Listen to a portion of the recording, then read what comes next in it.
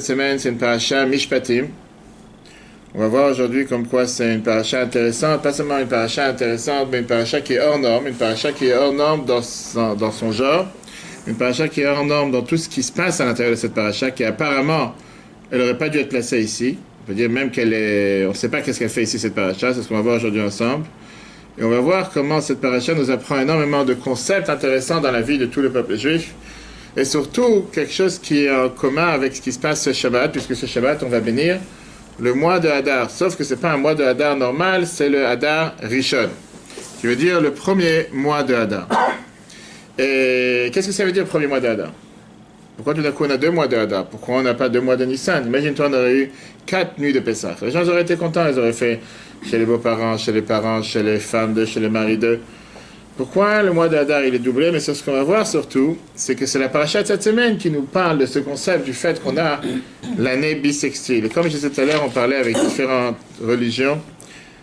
Dans les calendriers, en général, on a l'année bissextile en hébreu, on va tout de suite voir. On a le mois d'Adar qui est rajouté. On a dans le calendrier grégorien, on a un jour qui est rajouté sur l'année bissextile, c'est le 29 février. Et chez les Chinois, on a aussi un autre mois qui est rajouté. Pour les musulmans, il n'y a pas d'année bissextile. On va tout de suite voir pourquoi et comment. On sait que chez les calendriers musulmans, c'est un calendrier qui est tout le temps plus court de 11 jours que l'année astronomique, que l'année normale. On va dire que le calendrier est normal. Et ce qui fait justement la différence, pourquoi plein de fois le ramadan tombe dans différents mois, parfois dans l'été, parfois en hiver, parfois en février, parfois en mois d'août, parce que c'est toujours en fonction de l'année lunaire et non en l'année solaire. Alors que le calendrier grégorien, c'est un calendrier qui est toujours calendrier solaire. Cette année, c'est une année particulière, comme on a dit, du fait qu'on rajoute ce mois de Hadar, un mois en plus. Et ça devient une année à 13 mois et pas une année à 12 mois. Quel rapport avec la paracha de cette semaine? Mis à part le fait que nous lisons cette paracha, ce Shabbat, dans laquelle on parle de cette définition avec cette différence qu'il y a avec ce 13e mois. Comprenons d'abord pourquoi on a ici un mois différent et pourquoi on a un mois qui est rajouté. Qu'est-ce que la Torah elle a voulu faire? Elle a voulu allusionner quand elle parle du Chodesh Aviv, le mois du printemps. Pourquoi on a l'habitude de rendre une année bissextile? Pourquoi on rajoute un 13e mois? Et quel est le secret qui se cache derrière? Est-ce que c'est une année porte-bonheur ou c'est une année porte-malheur? Est-ce que le fait qu'on a un 13e mois, ça veut dire forcément une paye en plus du 13e mois? Ou bien ça veut certainement dire aussi autre chose? On va voir une merveilleuse lettre que le Rabbi a écrite à propos du 13e mois. Comme je disais tout à l'heure, la paracha Mishpatim, c'est une paracha qui n'est pas normale du fait qu'elle est, si on peut dire, avalée entre 2 moitiés du Sefer Shemot qui n'ont vraiment rien à voir avec cette paracha qu'on se demande qu'est-ce qu'elle est venue faire ici. La semaine dernière, jusqu'à la semaine dernière, on a parlé bien sûr du fait qu'on était en train de sortir d'Égypte, l'esclavage en Égypte, les 10 plaies, traverser la mer Rouge. On a reçu les 10 commandements au mont Sinaï et cette semaine, la paracha, elle vient Ve'ela Mishpatim et voici les lois. Sauf qu'à la fin de la paracha, on revient à cet épisode de qu'est-ce qui s'est passé quand on est sorti d'Égypte, quand on a reçu la Torah au mont Sinaï, les 40 jours et 40 nuits que Moshe est monté dans le ciel pour recevoir les tables de la loi, pour les donner le 17 Tammuz. Malheureusement, le veau d'or, on a dû casser les tables de la loi, il est remonté une deuxième fois 40 jours pour demander pardon, pour demander à Dieu qui pardonne le peuple juif. Et après, il est monté une 3e fois où il est parti chercher les 2e tables de la loi, et avec lesquelles il est redescendu le jour de Kippour. Et là, comme on dit dans la prière, le jour de Kippour, Salarti kitvarecha, j'ai pardonné au peuple juif comme tu m'as demandé. Ça, c'est l'histoire, et on voit ça à la fin de la paracha. À partir de cette semaine, la semaine prochaine, Trouma, jusqu'à la fin du livre, on parle de la construction du temple. Comment construire le temple? Le temple qui était mobile, le tabernacle, avec tous ces éléments, tous ces mobiliers qu'il y avait dans le temple, les habits du Kohen, ça c'est toutes les parachutes, Trouma, Tetzavé, enfin il y a quelques Pekouda qui étaient ça, on a encore une histoire, on parle du veau d'or et encore des mobiliers du temple. Mais plus ou moins, voilà les 2 grands dossiers majeurs du Chumash Shemot, le livre de l'Exode. Dans le livre de Parashat Mishpatim, tout d'un coup on te parle, par exemple, des lois d'un taureau qui est en corne, comment faire attention aux honneurs d'un esclave, d'une servante. Si jamais tu as mis le feu et il y a des étincelles qui sont parties dans le champ de ton voisin, si tu as ouvert un puits, il y a quelqu'un qui est tombé dedans, maudire son père et sa mère, frapper son père et sa mère, des lois, des droits communs, on va dire. Et la Torah te dit, Ve'ela Mishpatim, Rashi vient au départ et te dit de la même manière que les lois précédentes sont dites au Sinaï, celle-là aussi, elle a été dite au mont Sinaï. Mais la question qui est demandée, quel rapport? Pourquoi tout d'un coup tu nous ponds avec cette paracha qui est hors sujet? C'est pas un livre de loi. Bien sûr que la Torah c'est aussi un aura, c'est un enseignement, mais là, Ce qui dérange, c'est que pourquoi venir mettre ça en plein milieu? Mais ça, quelque part, on te parle de différentes lois. Pourquoi entre ces deux sujets qui apparemment n'ont rien à faire? Une des réponses qui est donnée, c'est le fait que la Torah elle a voulu te montrer que la Torah n'est pas juste un livre de loi pour la synagogue, pour la maison d'études, pour le kollel, mais c'est un manuel pour savoir comment vivre une vie heureuse toute ta vie.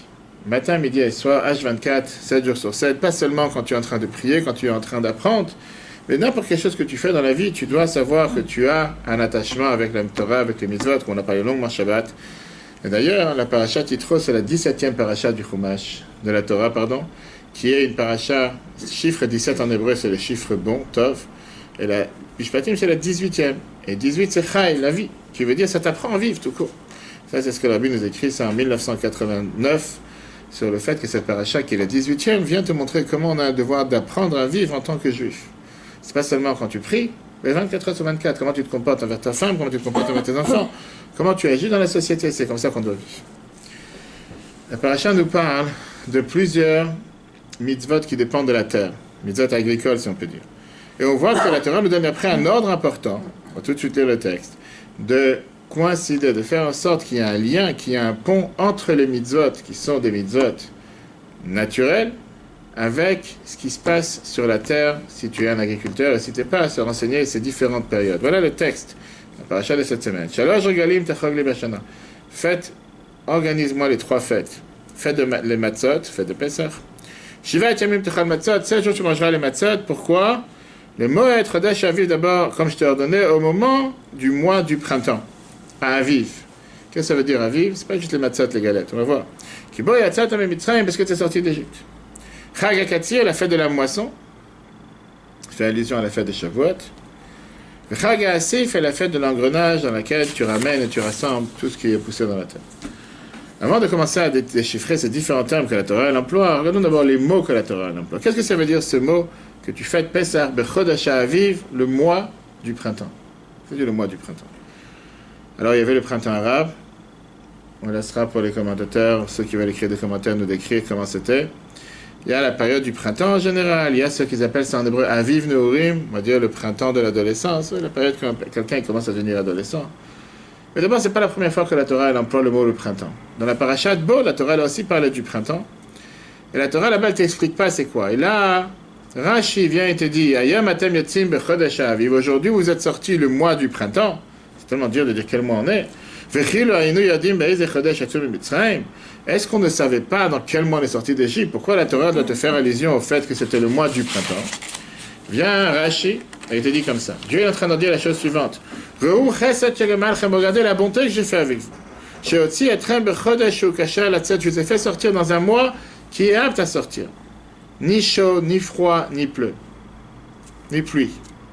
Ainsi, c'est écrit Motzi Asir Imakosharot, Chodesh ou Kachel, c'est un mois qui est agréable à sortir. C'est vrai que le mois du printemps, c'est pas le froid, c'est pas la neige, c'est pas ci, c'est pas ça, c'est merveilleux. Cette semaine, c'est la deuxième fois que vient le mot du Aviv. Et Rashi vient et te décrit et t'explique qu'est-ce que ça veut dire ce mot Aviv. De là, peut-être est venu aussi le nom Aviva pour les femmes. Rashi te dit Chodesh Aviv, Shatvua Mitmaled Bo Beiva, c'est le moment dans lequel le blé se remplit avec son humidité, devient plein d'eau. Aviv lachon av, aviv c'est aussi un langage de père. Bechor verishon evachal perot, c'est le moment préalable qui est le début que les fruits et les plantations commencent à mûrir. Even Ezra, commentateur du Chumash, vient et te dit qu'est-ce que ça veut dire Pirush Aviv? Bikur, c'est le moment dans lequel tout commence à mûrir.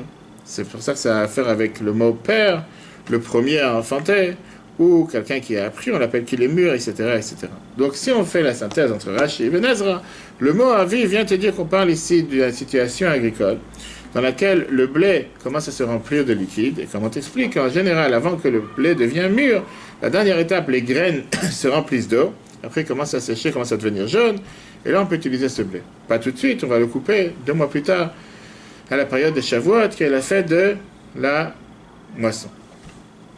Donc le mois de Aviv, c'est le mois où les blés commencent à se préparer, etc. Pourquoi Rashi vient nous parler de ça ici? Pourquoi alors qu'on a vu le mois Aviv déjà il y a 2-3 semaines dans la parashat Bo? Pourquoi juste maintenant il se rappelle de nous expliquer qu'est-ce que veut dire ce mot bizarre? Et le Rabbi qui te demande la question, a priori, Rashi n'est pas là pour nous expliquer ici, c'est pas un dictionnaire, c'est pas un Larousse. Pour commencer à t'expliquer qu'est-ce que la Torah veut dire par tel mot. Le Rashi t'explique le sens simple du verset. Mais pourquoi t'expliquer ici le mot aviv? Mais viens, la Torah te dit ici une leçon merveilleusement importante. Puisqu'on parle des fêtes qui dépendent des saisons agricoles dans lesquelles on plante, ou dans lesquelles on va semer, dans lesquelles on va récolter, dans lesquelles on va emmagasiner, dans lesquelles on va moissonner, tout ce qui peut se passer avec le terrain, c'est la raison pour laquelle la Torah elle veut te donner une explication en comprenant que puisqu'on parle des fêtes qui dépendent des saisons agricoles, comprend quelle est la première des saisons agricoles, qui est la saison du printemps. Jusqu'à là, dictionnaire.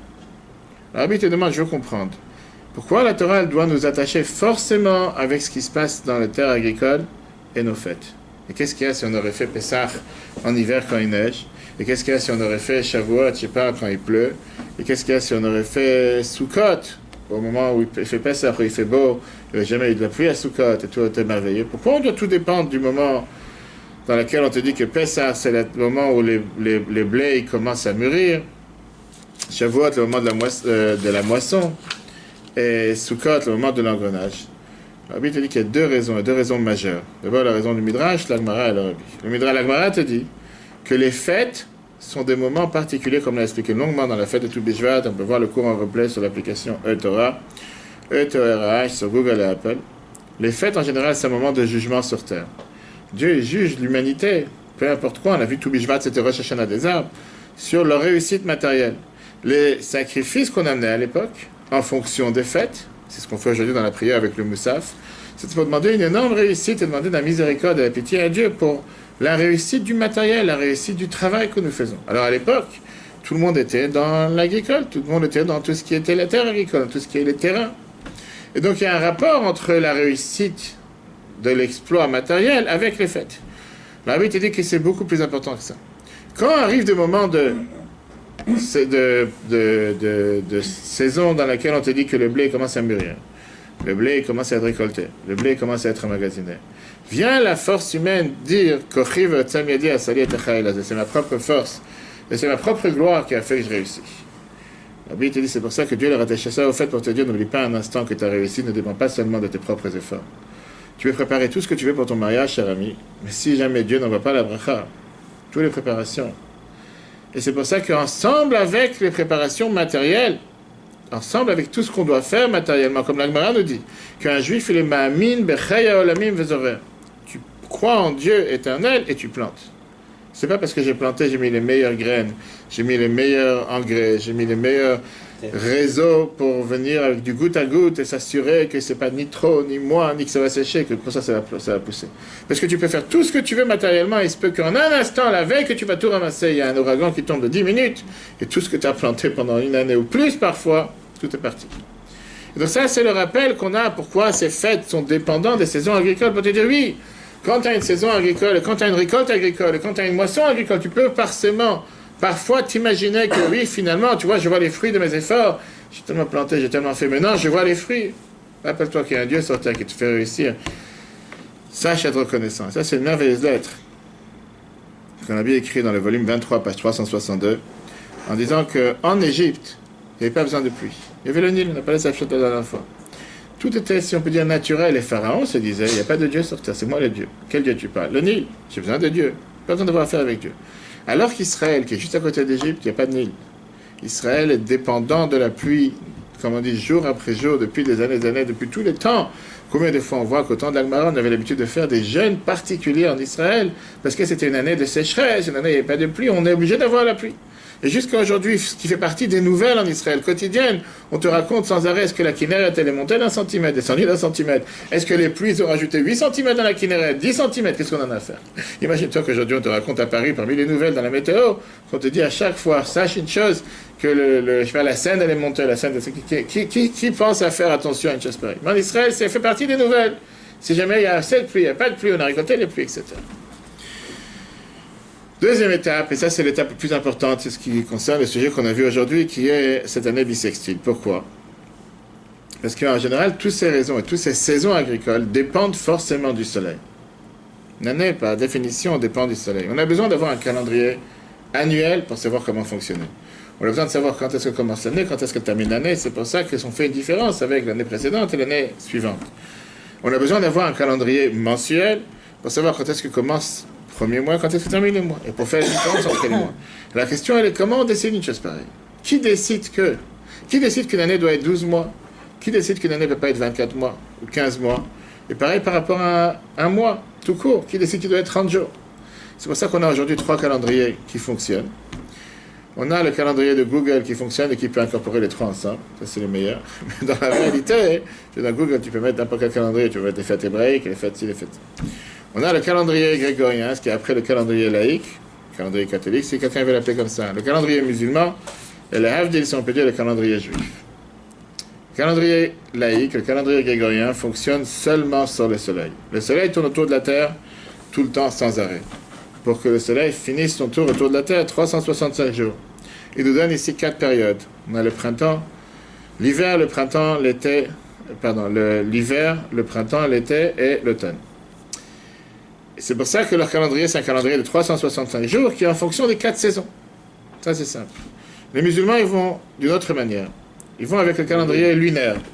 La Lune tourne autour de la Terre et elle finit son tour autour de la Terre, puisqu'elle est beaucoup plus proche de nous par rapport au Soleil, en 29 jours et demi. Elle grandit, elle arrive jusqu'au 15e jour, elle diminue juste après.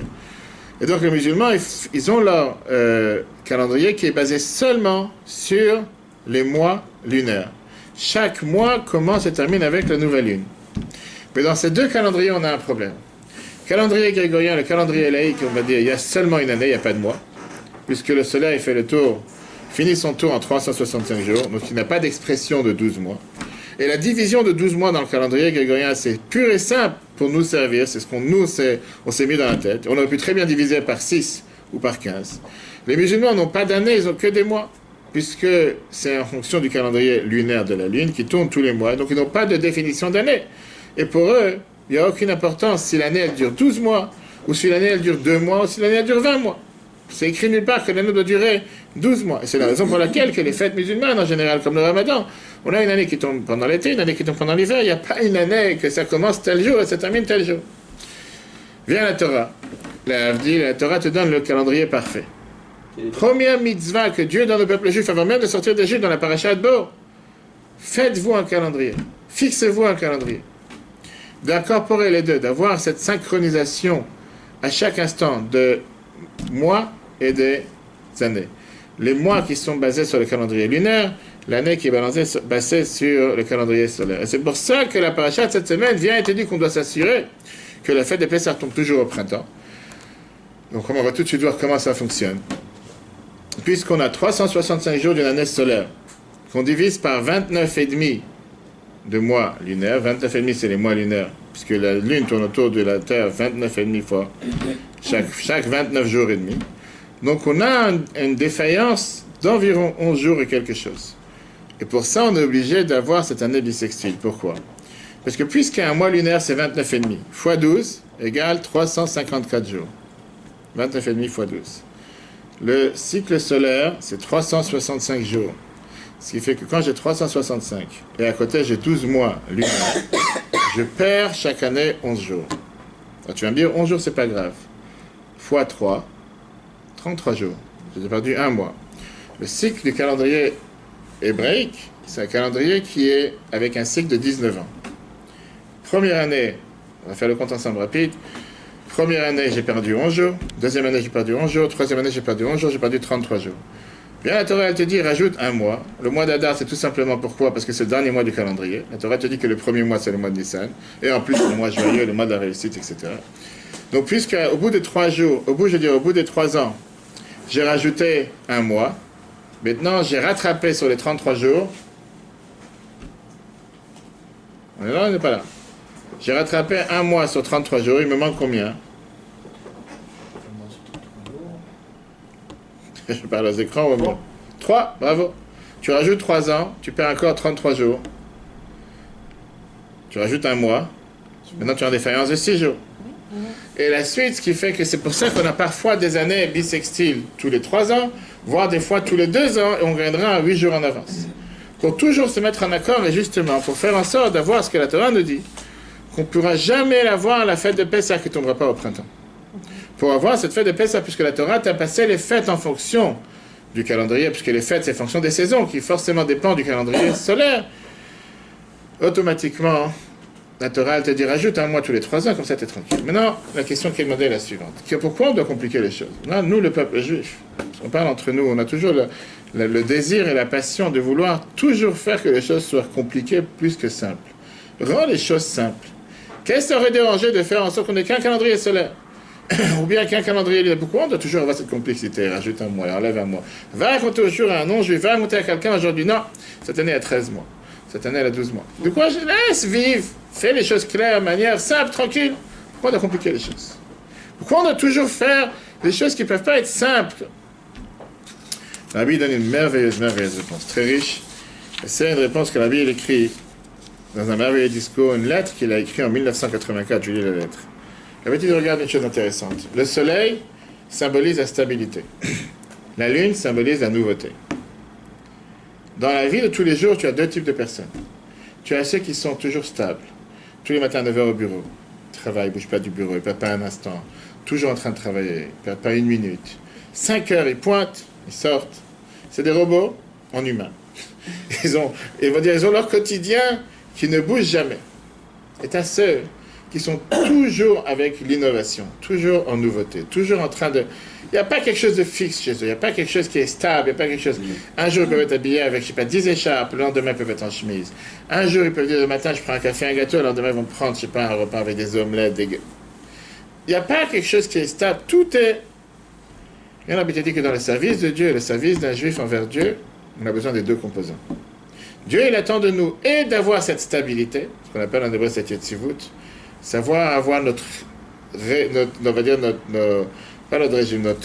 manière de se comporter quotidienne, que ce soit tous les matins en moderne, quand on se lève, c'est-à-dire le schéma tous les matins, les tefilin, apprendre la Torah, les cours de Torah, etc. Mais de l'autre côté, on a le devoir d'avoir aussi cette passion, cette nouveauté, cette énergie. Ne pas faire les choses de manière monotone, comme si, puisque je dois les faire, et puisque je suis obligé de le faire, puisque malheureusement je suis né avec tant de commandements qui me sont tombés sur la tête, faisons ce que je dois faire, laisse-moi tranquille. Et c'est pourquoi Dieu l'envoie Shabbat et fête, dans lesquelles on a des choses qui sont hors normes.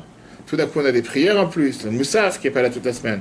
On a des mitzvot en plus, la Matzah Pessah, on a Souka, pendant la fête de Sukkot, le Lulav. Tout d'un coup, on change de la stabilité. On est en train de... Justement, on n'est pas toujours avec cette manière monotone qui est jour après jour sans changer. A priori, l'arbitre écrit dans la lettre, c'est 2 choses contraires. Tu ne peux pas demander à une personne d'être les 2 à la fois. Tu as certains critères. Tu as une personne qui est par nature quelqu'un qui cherche la créativité, qui cherche toujours l'innovation. Et tu as des gens qui cherchent, ils ont peur du nouveau. Bref, parler aujourd'hui à des personnes âgées de 75 ans qui viennent et qui te disent comme quoi ils sont ces personnes qui sont... Tu leur montres c'est quoi un iPhone, tu leur montres c'est quoi un portable, et tu dis non, laisse-moi, j'ai mon calepin. Et tu sors un petit carnet qu'ils ont depuis 30 ans, où ils écrivent le numéro, et ils savent te tourner exactement la page, même s'il n'y a plus de ABC sur le côté, ils savent exactement où écrire le numéro de l'un, c'est pratiquement... Toi, tu ne te retrouves pas avec une page, et ils ont des pages comme ça depuis 30 ans dans la poche, ça a pris la pluie, la neige, ce que tu veux, mais ils ont leur carnet. Montre-leur, tu sais que tu as un iPhone, laisse-moi tranquille, j'ai pas besoin, les boutons, change pas mes habitudes. C'est certaines personnes. Et tu as une autre personne qui est sans arrêt en train de changer. Un jour il est Mac, un jour il est Windows, un jour il est Apple, un jour il est Samsung. Tout il change, pourquoi pas? Et qu'est-ce qu'il y a de mal? Ça veut dire apparemment c'est 2 choses contraires, mais la Torah a dit qu'on a besoin d'avoir les 2 ensemble, et les 2 sont nécessaires pour faire de ce service de Dieu la chose la meilleure sur terre. Quel est le sens d'une année bissextile comme on a cette année? Que Dieu te demande de pouvoir investir dans les travaux que Dieu te donne. D'un côté, de faire les choses qui sont fixes, tes mitzvot fixes, tes tfilotes qui sont fixes, et de l'autre côté, vouloir toujours se surpasser, toujours faire plus. Toujours innover, toujours avancer, toujours chercher quelque chose de nouveau, un nouveau cours, une nouvelle étude, un nouvel enseignement, une nouvelle action. Ne jamais se suffire avec ce qui est quotidien. Et puis on grandit matériellement, on doit grandir spirituellement. La Torah, elle te dit d'un côté ne pas perdre ce que tu as déjà fait, de l'autre côté on doit toujours ajouter. Toujours ajouter sur ce qui vient d'être fait. Pourquoi? Parce que tu veuilles ou pas, tu grandis. Et puisque tu grandis matériellement, il ne faut pas qu'il y ait un décalage entre le matériel et le spirituel. Et donc, Rabbi termine dans cette merveilleuse lettre. Une année bissextile, c'est quoi le devoir de chacun d'entre nous? De faire un bilan. Faire un bilan où j'en tiens dans mon service de Dieu par rapport à ces 2 étapes. Dans mon service quotidien, ce qu'on appelle dans la prière Tmidim Kesidram, les choses qui sont faites de manière continuelle, et qu'est-ce que je fais dans mon service de Dieu, dans Moussafim, Keil Khatam, dans tout ce que je dois rajouter. Est-ce que dans les 2 je suis en phase? Est-ce qu'ils sont en phase constamment? Et sinon, se mettre à travailler. Voilà un merveilleux enseignement qu'on apprend de l'année bissextile pour nos chers amis. Le cours sera un replay sur l'application eTorah, E-T-O-R-A-H, sur Google et Apple, et surtout quand on a un 13e mois, c'est encore une bénédiction en plus à nous le devoir de tout faire pour que cette bénédiction tombe dans nos mains matérielles et spirituelles. Et Dieu fasse que ce nouveau mois qu'on va bénir, ce Shabbat, soit un mois de bénédiction pour tous, avec un très bon mariage pour tous ceux qui doivent se marier. Amen. Et qu'on se voit avec Mashiach très prochainement à Jérusalem. Pas oublier que si jamais on aurait payé cette bénédiction de voir un 13e mois, ça veut dire que dans 2 semaines et demie, ça aurait été pourri. Et dans 2 mois, ça aurait été Pessah. Et là, on a un mois en plus. Mais est-ce que c'est chaque fois quand c'était le mois doublé, c'est toujours le même mois doublé? Toujours le même, toujours le dernier mois. Parce que Adar, c'est le 12e mois de l'année, c'est toujours le 13e. Et en plus, ça t'aurait dit que le mois d'Adar, c'est le mois le plus propice. Le Rabbi avait parlé en 92 que le mois de Hadar, c'est 60 jours. 60 jours de Hadar. On sait que dans la Torah, il y a une définition particulière à 60. On dit que beaucoup de mauvaises choses sont annulées dans un 60e. Et donc le fait qu'on a 60 jours de joie et 60 jours de bénédiction, automatiquement on est garanti de pouvoir réussir dans tous les domaines. Que Dieu fasse que ça se passe encore une fois cette année, que toutes les mauvaises choses soient annulées, qu'on n'entend que des bénédictions en double et en triple pour tous ceux qui méritent. Très bonne journée à tous, et si Dieu veut, ce soir on va parler dans le cours à 21h sur la Parashat Mishpatim, tout un autre sujet, le sujet des prêts. Est-ce qu'on doit prêter de l'argent à quelqu'un qui ne mérite pas? En d'un mot, on sait que c'est quelqu'un qui ne remboursera pas les prêts. On sait que c'est quelqu'un que malgré que tu lui prêtes, il a un nom officiel de quelqu'un que peu importe ce que tu lui prêtes, tu ne vas pas rembourser. Est-ce qu'on doit lui prêter ou pas? Tout le dossier de ce soir, c'est très intéressant si Dieu veut, à 21h.